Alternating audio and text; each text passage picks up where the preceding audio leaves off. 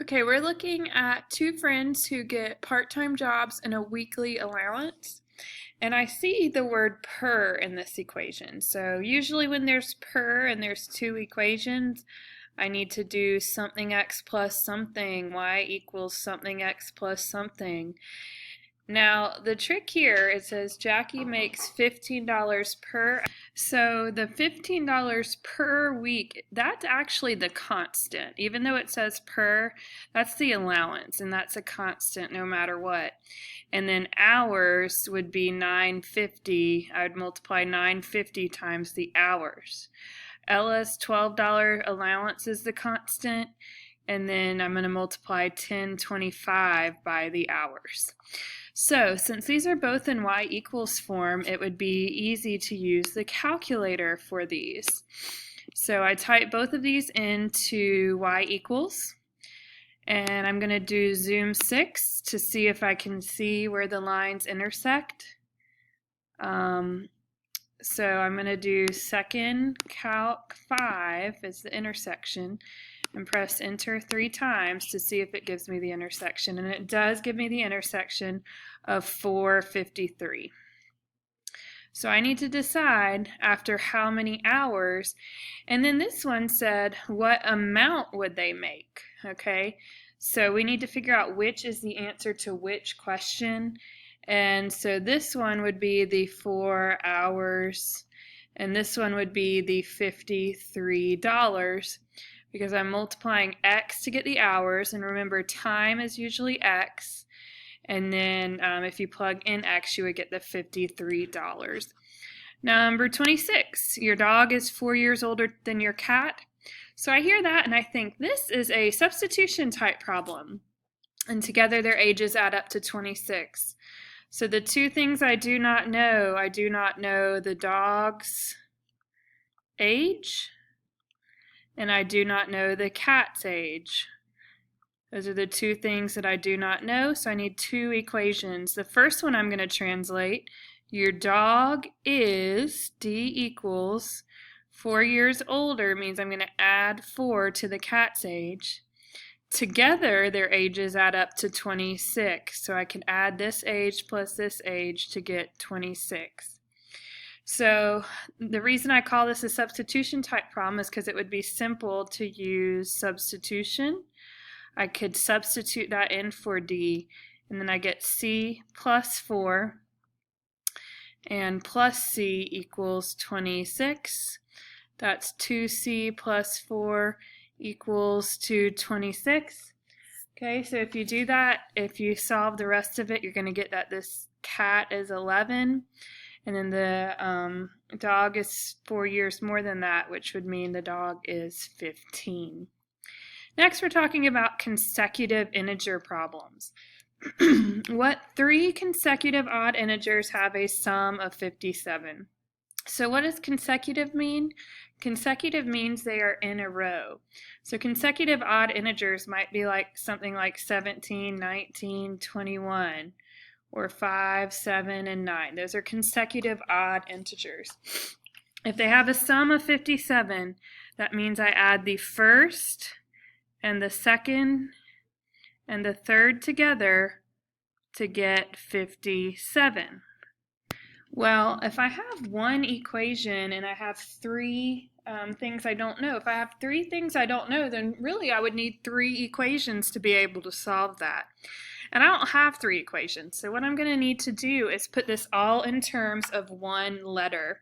So what I'm going to do is I'm going to call the first number x. I always call the first number x. And then the next odd number is going to be how far away from that first odd number. Okay, if this was x, the next odd number is always going to be 2 away. So this one's going to be x plus 2. And then the next odd number is going to be how far away from this first one. It's always going to be 4 away if it is the next odd number. So I could do this plus this equals 57, and that gives me 3x plus 6 equal to 57, and that should be pretty simple to solve. you're going to get that the first one is 17. Oh, I just made that up. So that makes 17, 19, and 21 your 3 odd numbers, and you should check it and see that they do add up to negative 57. All right, next, 4 consecutive even integers. So that means I'm adding 4 things together. The sum of 4 consecutive even integers is negative 100. Again, I want to make this all one letter. So if I call the first one x, how far away is the next even number going to be? It's going to be 2 away. The next even number is going to be 4 away from this one. The next even number is going to be 6 away. Okay, so I can add that up to get 4x plus 12 is equal to negative 100. And when you solve that, you're going to get negative 28 is the x value. So we need to know the 4 consecutive even integers. So negative 28 is this one. And then if I add 2, I'm going to actually be at negative 26, negative 24, and negative 22 would be those 4 numbers. You could check it, and they do all add up to 100. Okay, 3 consecutive odd integers. So we're going to set this up kind of like number 27. I could do x plus 2, x plus 4, because this is the first odd number. The next odd number after that is 2 away. The next one is 4 away. It adds up to 105, and you're going to get 33, which means the next odd number is 35, and the next odd number is 37. Okay, next, this one just says consecutive integers. It says the sum of 2 consecutive integers is 61. We're going to come back to this part about the product in just a second. So this says just consecutive integers. So our answer for this one might be 14 and 15. Or 22 and 23. They're just 2 consecutive. So if x is the first number, the next consecutive number is going to be 1 more than that. Okay, so this gives me 2x plus 1 equal to 61. If I subtract 1, I get that 2x equals 60, and that makes the first number 30. So the numbers are 30, and what is the next number? Is 31. Well, this wants me to find the product. So I need to multiply 30 times 31, and that actually gives me 930 is the product of those. So you solved it like normal, and then at the end you just multiplied them because it asked for the product. All right, here are some more challenging consecutive ones.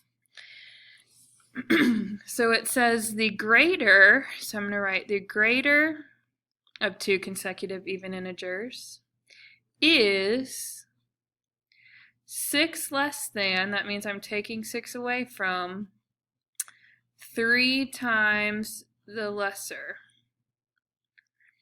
Okay, so the greater is 6 less than 3 times the lesser.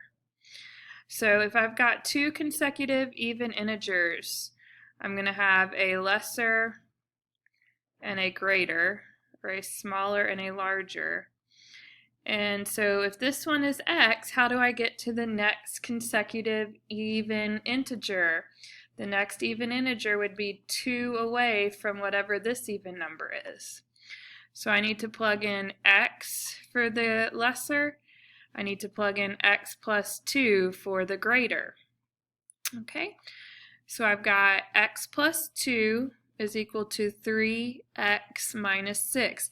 If there was more than one term, you would want to put parentheses around that. Okay, next I just need to solve this. I can subtract x. And I've got 2 is equal to 2x minus 6. I can add 6. And I've got that 8 is equal to 2x. So that gives me an x value of 4. The next even number would be 6. The question, though, asks what is the largest of the two? So which one is the largest of the two would be 6. Okay, and you could plug that in. Is this one 6 less than 3 times this one? Yes, it is. Okay, another challenging one like that. The sum of 3 consecutive odd integers. So I'm going to add these 3 up. I am going to add these 3 up. This plus this plus this is, and then it's going to be 40 more than. That means I'm adding 40 to whatever the smallest one. Okay. What are the integers? So again, 3 consecutive odd integers, if they're odd. If the first one is x, the next odd number is 2 away, and the next odd number is 4 away from this one. Which one of these would be the smallest? Would be x. So this is going to give me 3x plus 6 is equal to x plus 40. Okay. So the rest of that should be pretty simple to solve. X is going to be 17, and I'm relieved that I got an odd number, because if I didn't get an odd number there, then we did something wrong. So 17, 19, and 21. Now you might be saying, well, those don't have a sum of 40. No, they don't have a sum of 40, because it says the sum of them is 40 more than this one. Okay, so if you add all 3 of these up, you should get 40 more than 17. You will see a question like number 33 on the test. It says the perimeter of a rectangle is 18 inches. The length is 1 more than 3 times the width. The length is 1 inch more than 3 times the width. I just translated that. And I need another equation having to do with this 18 inches. So I need to use L and W. For the perimeter, is it just length plus width equals the perimeter? No. For the perimeter, I need to add up all of the sides. So that is actually 2L plus 2W gives me the 18. Okay, and then I could substitute in place of L. I could put 3W plus 1. And then I've got 2L plus 2W is equal to 18. Okay, so this gives, and you have to put parentheses around it, 6W plus 2 plus 2W. I could put these together, they're on the same side, 8W plus 2.